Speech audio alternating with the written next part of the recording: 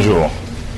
Soyez les bienvenus. Vous êtes au niveau du centre sectoriel de formation professionnelle des métiers donc des industries agroalimentaires. Donc c'est une structure de formation professionnelle donc qui a pour vocation de former donc les jeunes donc dans les métiers des industries agroalimentaires. C'est un centre donc de référence sous-régional qui a pour vocation vraiment de transmettre des savoir-faire donc à des jeunes donc qui auront donc un métier vraiment donc qualifié. Hein. Donc voilà. Donc nous allons donc faire la visite donc des lieux. En attendant donc on vous expliquera en fait quelles sont les offres de formation ici qu'on fait ici.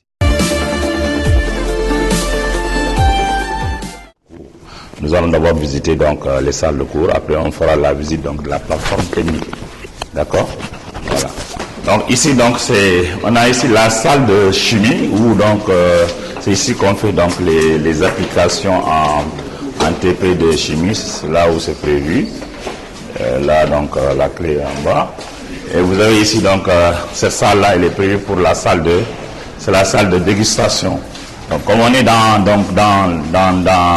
l'agroalimentaire, il est évident que lorsque vous procédez à des fabrications, de pouvoir en tout cas faire des tests de dégustation pour apprécier la qualité du produit, du point de vue goût, etc., les différents critères qualitatifs du produit. Donc, souvent, des industriels, donc lorsqu'ils veulent lancer donc un nouveau produit, donc voir donc quelle sera vraiment donc l'appréciation générale, n'est-ce pas? On organise des tests, donc n'est-ce pas, qu'on appelle des tests de dégustation, avec un panel de personnes, environ 100 personnes qui vont passer ici de temps en temps déguster le produit. Chacun y donnera donc ses impressions et de pouvoir après maintenant donner donc une note globale, voir quelles sont vraiment les tendances d'appréciation. Voilà, donc cette salle elle est prévue pour la dégustation. Ici donc on a 4 salles de cours. Donc on a 4 salles de cours. Donc nous avons ici donc venez. Voilà. Donc vous pouvez faire le tour hein, pour voilà. Donc là vous avez donc asseyez-vous, donc si vous voulez hein, comme ça. Voilà, donc les autres pour passer comme ça. Voilà.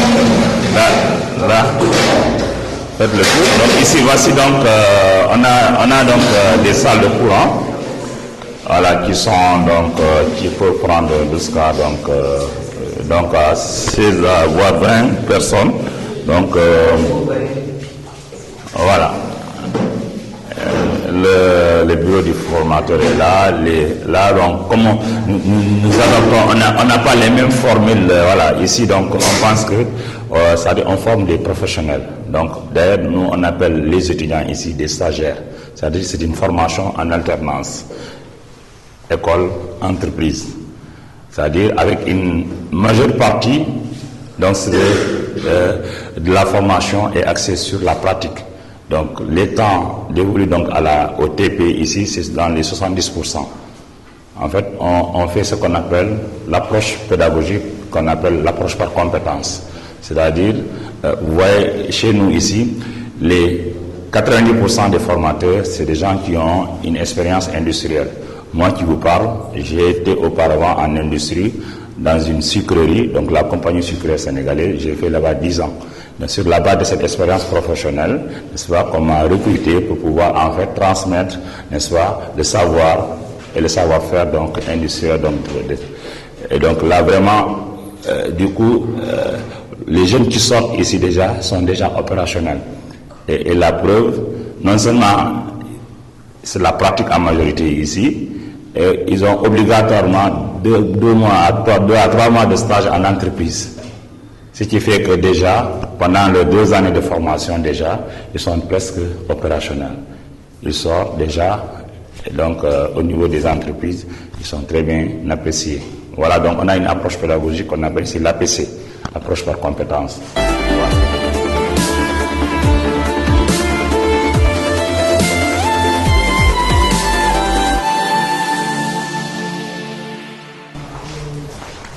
Donc là, on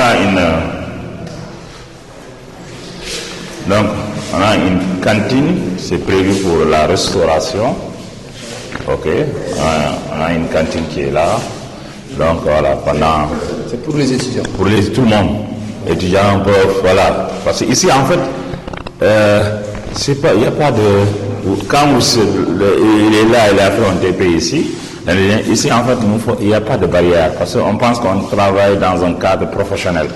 Ok, aujourd'hui, d'ailleurs, je vous ai dit que les étudiants sont appelés ici stagiaires. Qui dit stagiaire, c'est quelqu'un qui est professionnel presque, qui est professionnel. Et donc, ce cadre de collaboration, on ne fait pas dans tout le monde pour se retrouver ici, manger ensemble, voilà. C'est ça, en fait. Comme une famille. Comme une famille. Et vous allez voir, même pendant le déroulé des formations, vraiment, il n'y a pas vraiment une barrière, vraiment. Quand on voit avec les étudiants, vraiment, en fait, c'est ça, en fait. Les rapports professionnels, donc, c'est très important. Les relations humaines, donc, dans le cadre du travail. Donc, comment enseigner, donc, ça, les étudiants déjà. Tout ça, donc, vraiment, c'est une formation purement professionnelle. Aujourd'hui, dans tous les pays qui se sont développés, c'est pas vraiment la formation académique, non. Quand vous prenez l'Allemagne, c'est une puissance européenne, mais vous savez, donc, son développement industriel et économique est basé sur l'enseignement technique professionnel, donc, qui va jusqu'au niveau universitaire. Et d'ailleurs, maintenant, les autorités ont compris, donc c'est pour cela même qu'ils sont en train de voir maintenant même le niveau supérieur de pouvoir, en tout cas, faire l'enseignement supérieur professionnel. Donc, et nous, on est en train de s'inscrire, le centre, c'est un nouveau centre. On a juste démarré en 2011, 2012, et déjà, on est dans cette optique-là.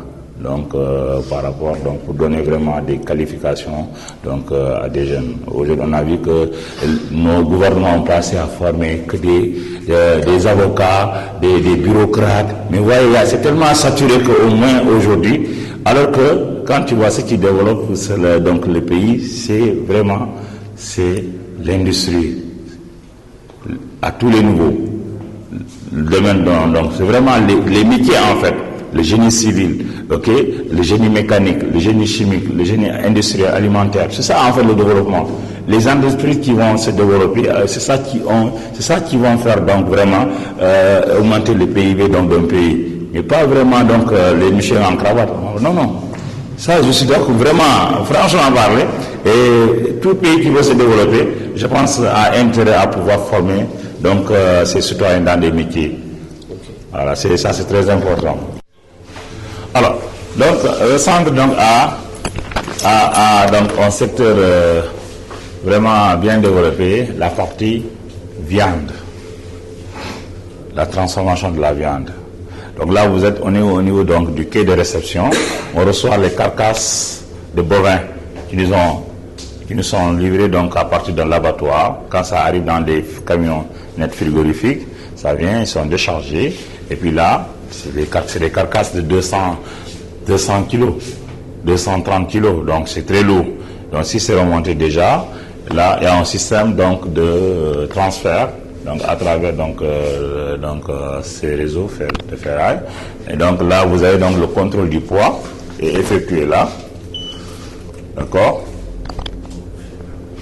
Donc donc voilà, donc vous avez donc maintenant quand on reçoit la carcasse, donc ce qui est prévu donc dans les normes, c'est de pouvoir maturer cette carcasse. Quand on abat ici au Sénégal et un peu en Afrique, on a l'habitude, lorsqu'on égorge, 2 heures après c'est le feu. C'est ça que les gens font, mais c'est pas ça qui est recommandé. Une viande doit subir ce qu'on appelle une maturation. D'accord? Donc vous avez donc la carcasse qui arrive, donc doit faire donc ce qu'on appelle la phase de ressuyage pour abaisser sa température. Et puis en principe, ce qui est prévu, cette carcasse doit séjourner dans une chambre froide entre 0 et 5 degrés pendant au moins 5 jours à donc 14 jours. Parce que tout simplement, ici c'est la chambre de maturation.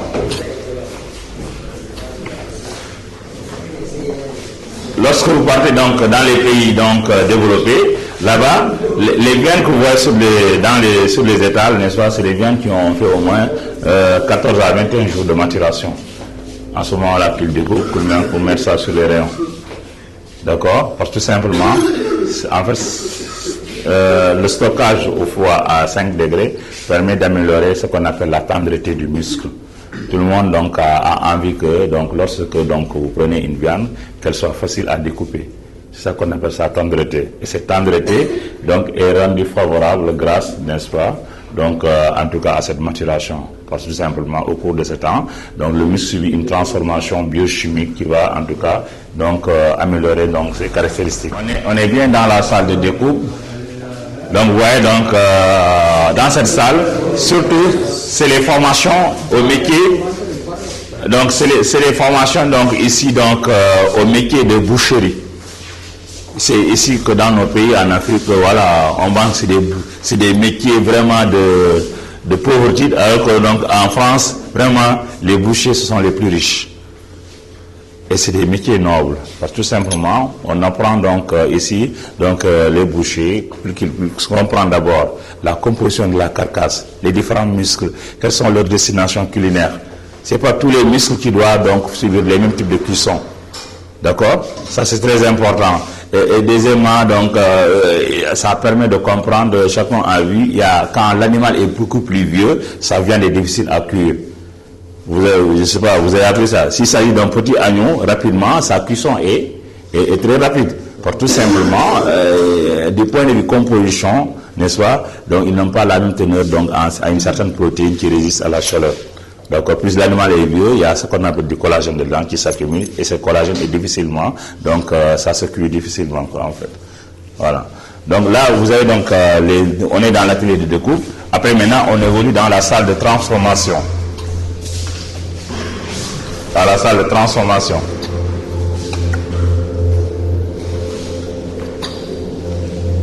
Voilà. Donc, ici, bon, vous avez vu les produits de charcuterie que vous avez vus de l'autre côté. Tous ces produits ont été élaborés ici, dans cette salle. Donc, les bonnes choses de l'autre côté que vous avez aperçues, c'est ici qu'on les a fabriquées. Ici, c'est la salle de transformation. On a donc vraiment, c'est ici qu'on fait donc les applications en charcuterie. D'accord? Donc, on a quelques équipements donc, qui sont là pour l'embossage donc, des saucissons. Vous avez une cutter ici, vous avez une Stéphane et d'autres, vous avez donc les hachoirs et le mélangeur qui est là et aussi une grignoteuse. Donc, vous voyez, vous aurez constaté que donc, on a ici donc la plateforme donc, est conçue de telle sorte qu'on dit qu'on respectera donc, les principes de la marche en avant. Donc, ceux qui ont fait la formation à vous, c'est un principe fondamental dans l'agroalimentaire. C'est-à-dire l'entrée de la matière première, le produit doit évoluer. Il ne doit pas avoir un retour donc, en arrière. Donc, le produit, la matière première, viande est reçue. Donc, elle est découpée de l'autre côté. Et puis là, quand c'est découpé en morceaux, on vient ici faire la transformation. Et si, après avoir fait les transformations, on évolue au niveau de la salle de cuisson. Si c'est de la charcuterie cuite, les jambons, les saucissons doivent faire l'objet d'une cuisson. Et là, ici,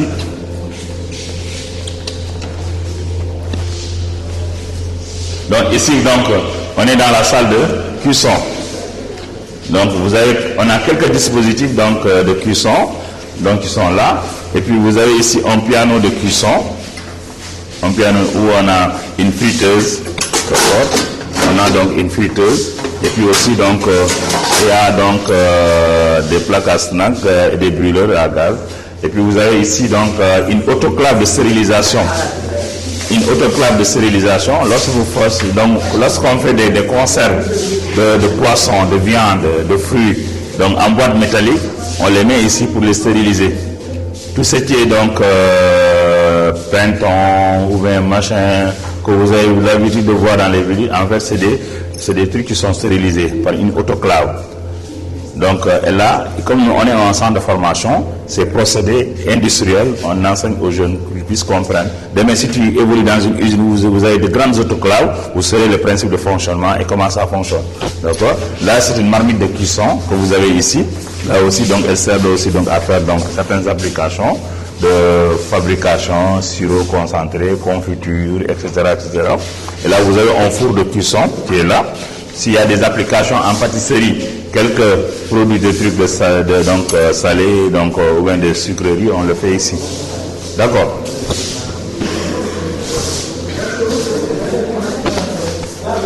Attends, je vais allumer.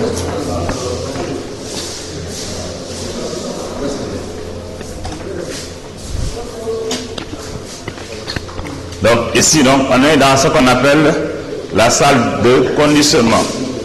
On est dans la salle de... Tiens, comme ça. On est dans la salle de conditionnement. Donc, vous voyez, donc, on fait la transformation, on fait la cuisson. Donc, après cela, peut-être qu'il y a des choses qui doivent être conditionnées.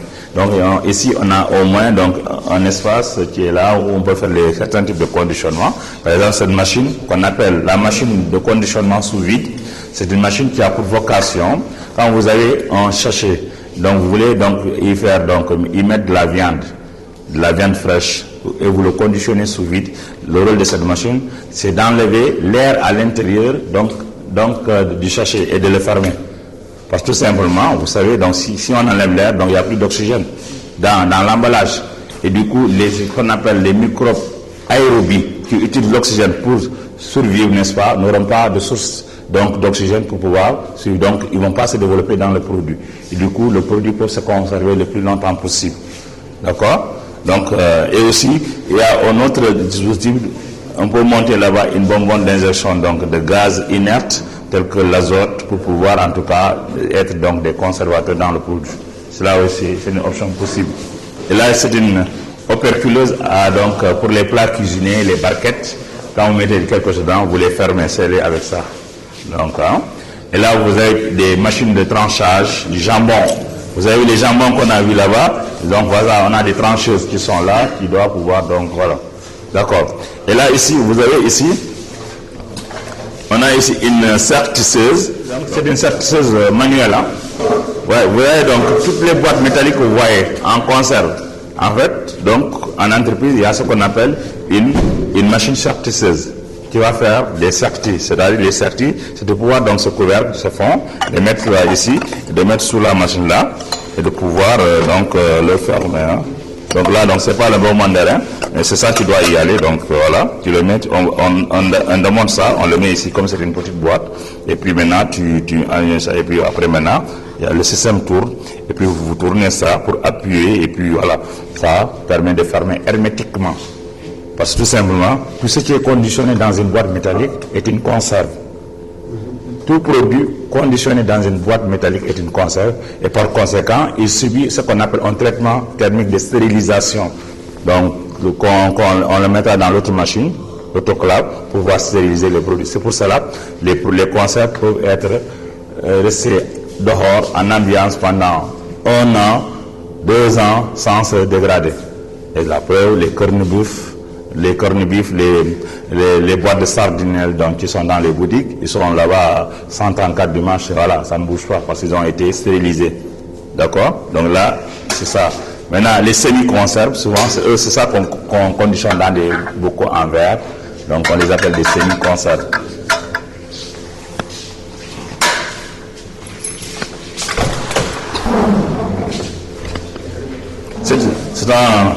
On est dans un labyrinthe, hein? Hein? Voilà. Donc,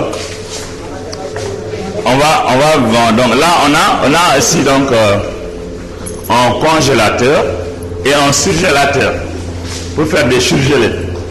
Tout comme donc des.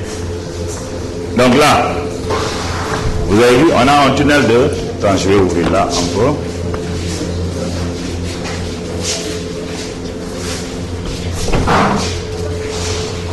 Voilà. Donc là, on a un tunnel de surgélation donc pour faire donc des produits surgelés. Et là, vous avez vu, regardez la température qui est affichée ici avant que je n'ouvre. Qu'est-ce qui est affiché? Moins 18 presque, 17,8. Donc ça veut dire, notre congélateur à la maison, c'est moins 4 degrés. Les congélateurs de la maison, là, c'est moins 4, moins 5 degrés. Et là, on est à moins 18 degrés. Donc ça, c'est un congélateur. Ici, quand ça tourne, le thermomètre affiche moins 40. C'est pour surgeler, parce que la surgélation, c'est une congélation rapide. On abaisse brusquement, brutalement la température du produit. Et puis après, maintenant, une fois que ça atteint, donc le cœur atteint les moins 18 degrés, on le stocke ici. Donc c'est un grand congélateur, une pièce de presque qui va prendre 20 tonnes, qui est là.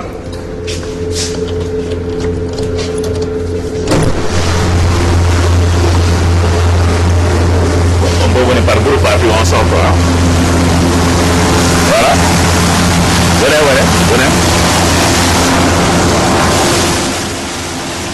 Vous voyez, c'est le congélateur. Donc vous avez tous ces produits-là. Voilà, vous pouvez sortir, laisser les autres venir. Sortez les autres venir.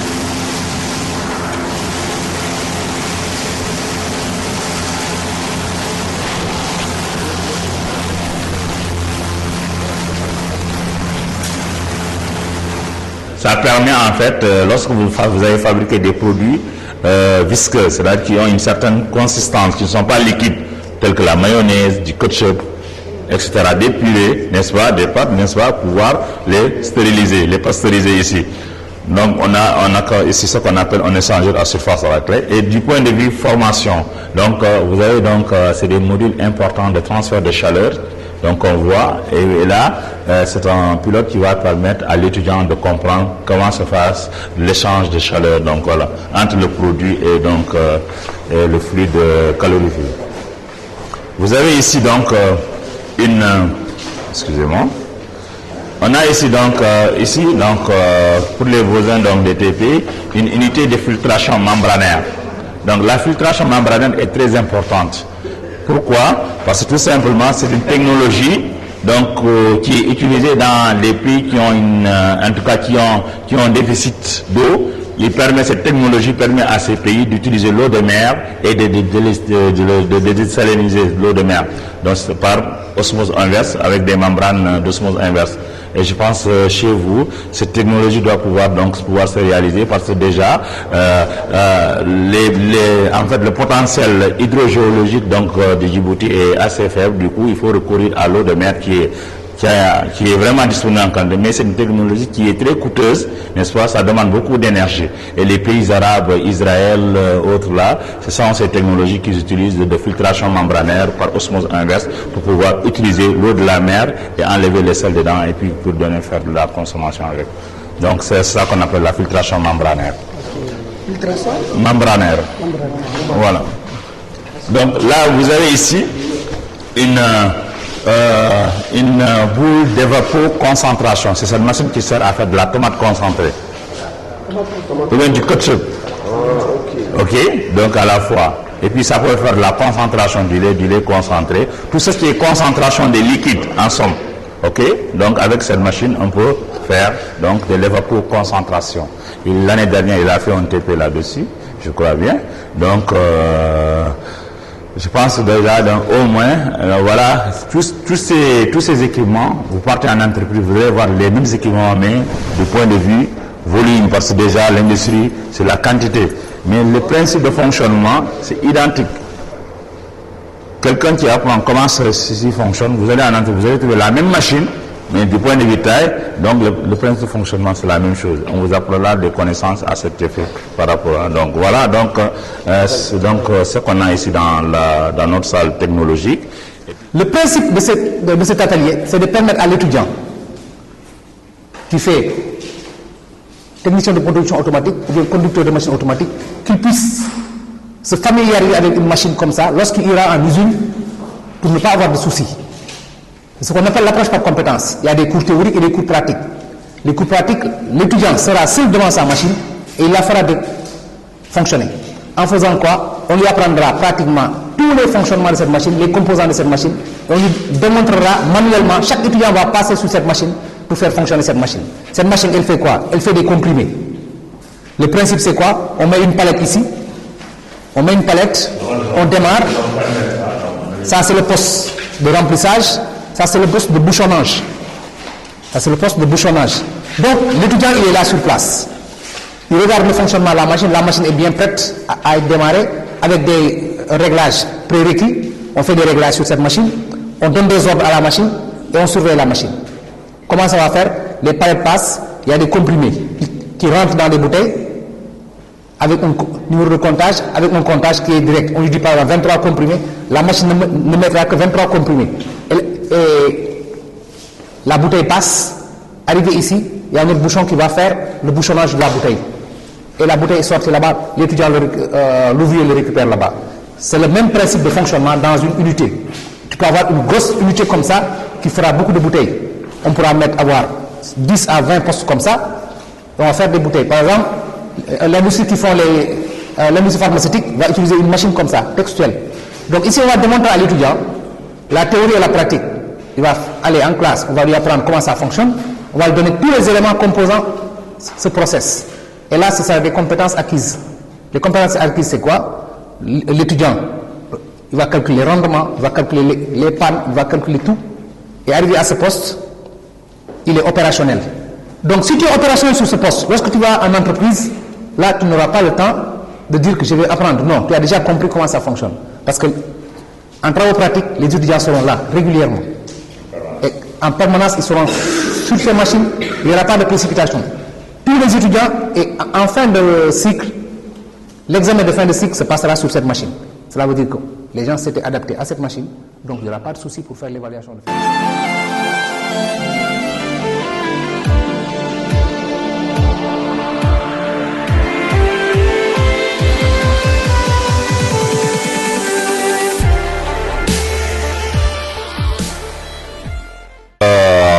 Nous sommes arrivés donc au terme de notre visite guidée et je pense que donc vous êtes satisfait donc de cette visite et j'ai vu vraiment les gens sont vraiment impressionnés de ce qu'ils ont donc eu à découvrir donc dans nos ateliers.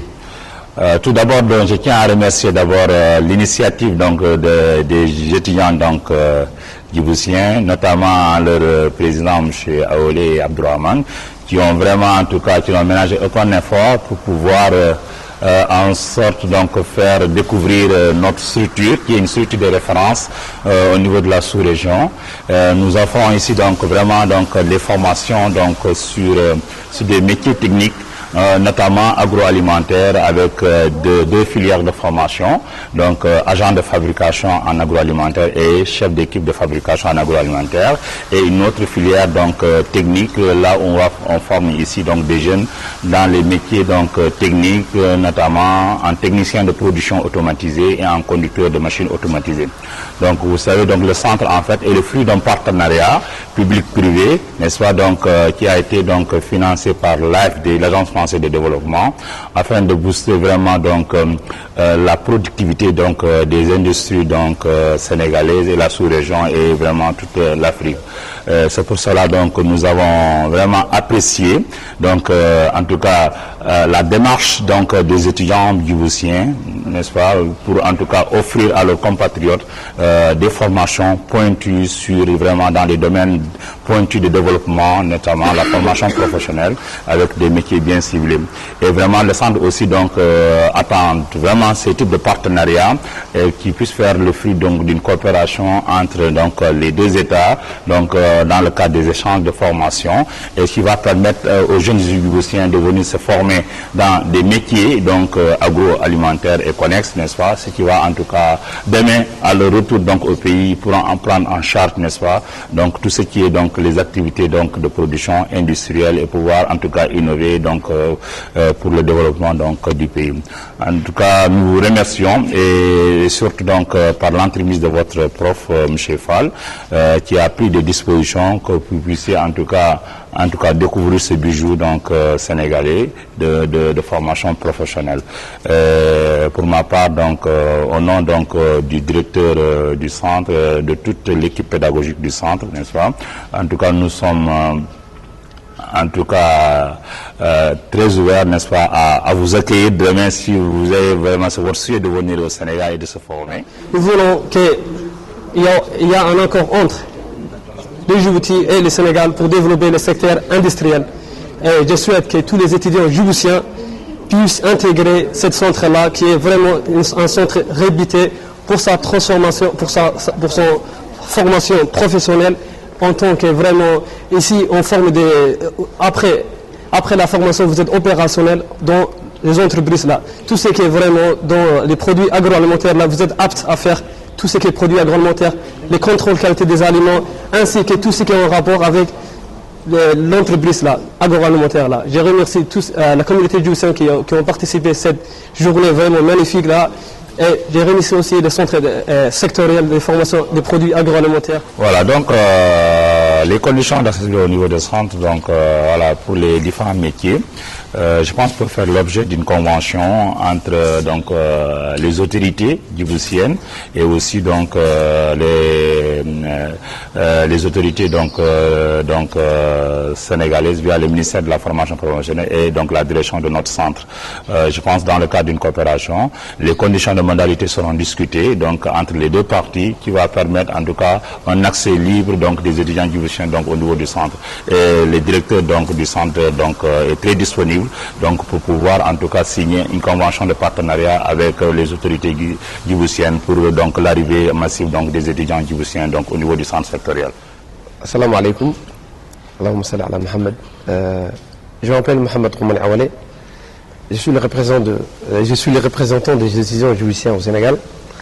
Je remercie à toutes les personnes qui ont participé à la visite du centre de formation agroalimentaire et automatisme. Je remercie aussi les participants et je remercie aussi la personne, ou bien les personnes qui nous ont aidés de près et de loin d'organiser cette journée, de faire une journée où on montre les Djiboutiens à s'inscrire dans une école de formation agroalimentaire. Je remercie aussi la communauté djiboutienne. Assalamu alaikum. Waxaan u mahadcelinayaa horta Ilaahay baa mahadle. Alxamdulilah, maanta waxaan joognaa centre formation oo ardayda lagu formeeyo. Saaka ayaan imanay. Waan daawanay centerkii, wax kastaan aragnay. Markaasaan doonaynay inaan dadka tusno oo nu sheegno que inay jirto halkan wax la isqori karo oo agroalimentaire iyo automatisme. Marka dadka waxaan u sheegaynaa inuu iskoolkan fiican yahay oo iskoolkanna haba fiicnaadee aan isqori karin oo u baahanay dawladdii gacan amba accord de convention wax la yiraahdo. Accord-kaasoo loo baahan yahay inuu ministère de l'éducation bien l'enseignement supérieur inuu imaado amba un représentant loo soo diro si ardayda reer Djibouti isku qoran iskoolka. Assalamu alaikum wa rahmatullahi wa barakatuh. Katablinina sakuna kana mitimi iskolo ogitoy. Iskol en fait miga industrie agroalimentaire. Katablinina salitini yubulini mangun nubli. كل مرحاي طون اللي بيحسن الناي دور اللي عن الناي حد اللي يرجع الناي يلا منقوم نتفيده كاتب لنا كان كتكا أكيد كهني متنك أوبجكتيفي جبوتي دورتكي جبوتي ديفلوبمنت يمري يبقى كاتب لنا كده يزين كي اندستري حاجة جديد فاي أنا كده كانوا لنا نيجي ناس حبا جو كوميونيتي جبوتي avec l'aide de Monsieur Baf et Monsieur Fall. On a permis de bénéficier de plein de choses.